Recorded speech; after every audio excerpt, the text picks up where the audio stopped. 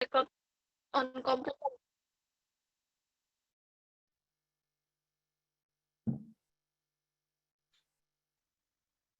Assalamualaikum warahmatullahi wabarakatuh. Waalaikumsalam warahmatullahi wabarakatuh. Pada kesempatan kali ini, kami akan mempresentasikan hasil diskusi dari kelompok kami, yaitu tentang biofarmasetika IVFITS dari kelompok 10. Dengan anggota Musyarifah Pujiati, Natasha Triska Suri, dan Nur Laila. Next, Mbak, untuk materi.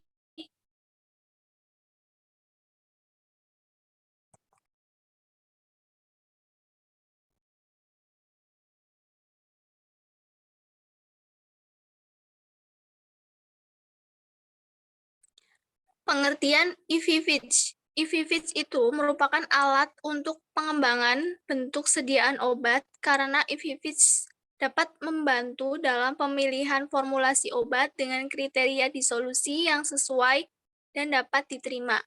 Prediksi ini juga digunakan sebagai perkiraan atau pengganti untuk studi bioekivalensi lebih lanjut.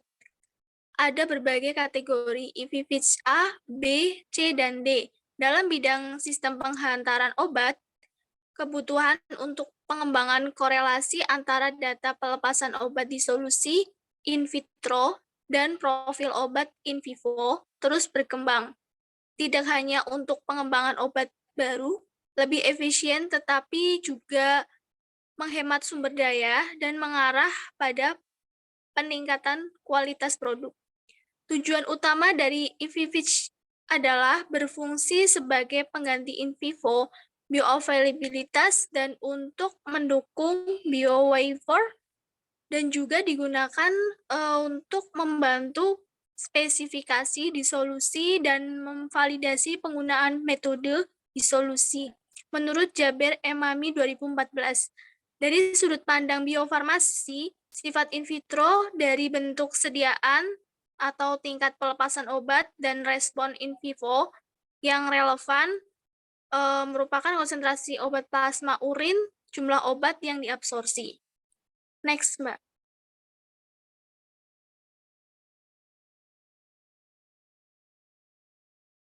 Sistematika pengembangan IVFITS.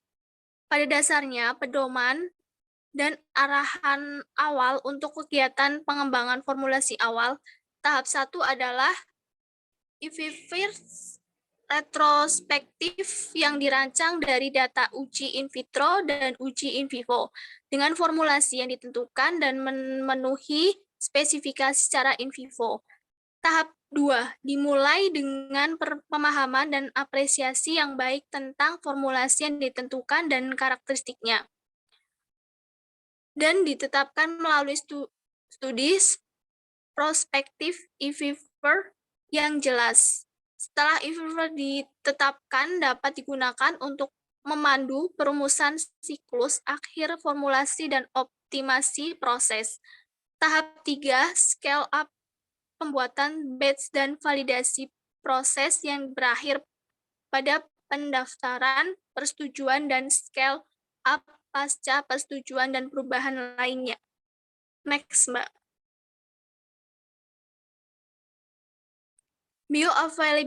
Bioavailabilitas pengembangan IVFITS. Dari sebuah studi bioavailabilitas tersebut dilakukan untuk mengkarakterisasi konsentrasi plasma versus profil waktu untuk masing-masing formulasi. Dan juga untuk pengembangan dilakukan dengan jumlah subjek yang cukup untuk mengkarakterisasi kinerja produk obat yang diteliti. Dalam set data yang dapat diterima sebelumnya, jumlah subjek telah berkisar antara 6 hingga 36. Next, Mbak.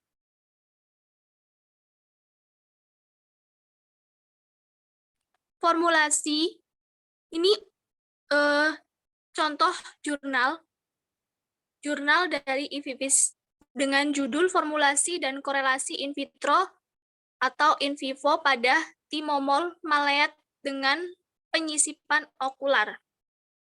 Dari konsep studi korelasi in vitro dan in vivo telah digunakan dalam penelitian farmasi karena studi in vitro yang sederhana pada produk obat tidak cukup untuk memprediksi efisiensi terapi. Jadi, korelasi antara pelepasan in vitro, obat, dan penyerapan secara in vivo dapat pada kelinci harus didemonstrasikan secara eksperimental untuk menghasilkan respons terapi.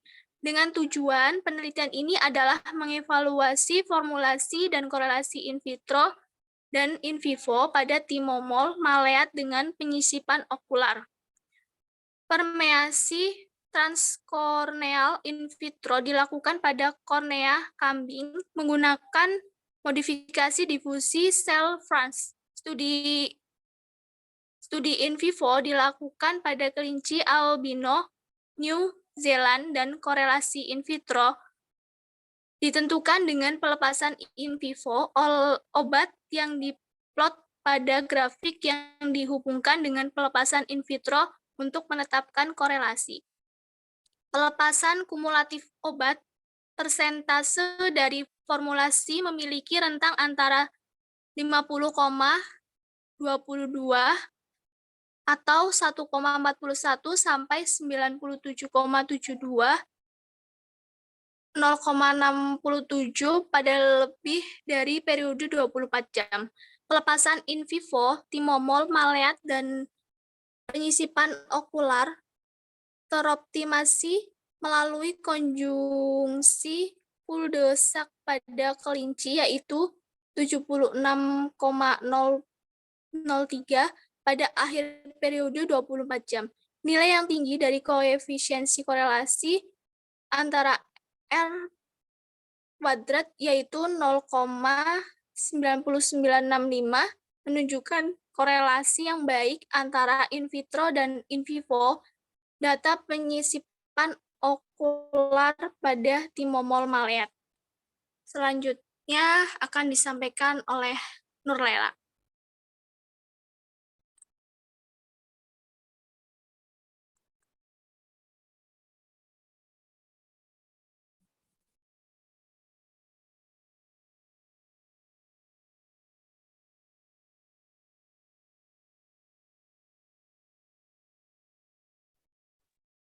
Kesimpulan pada presentasi ini yaitu EVVIS dapat dikembangkan dan diterapkan ke bentuk sediaan parental seperti sistem kontrol riles, implan, liposom, neosom, baik disuntikan atau ditanamkan.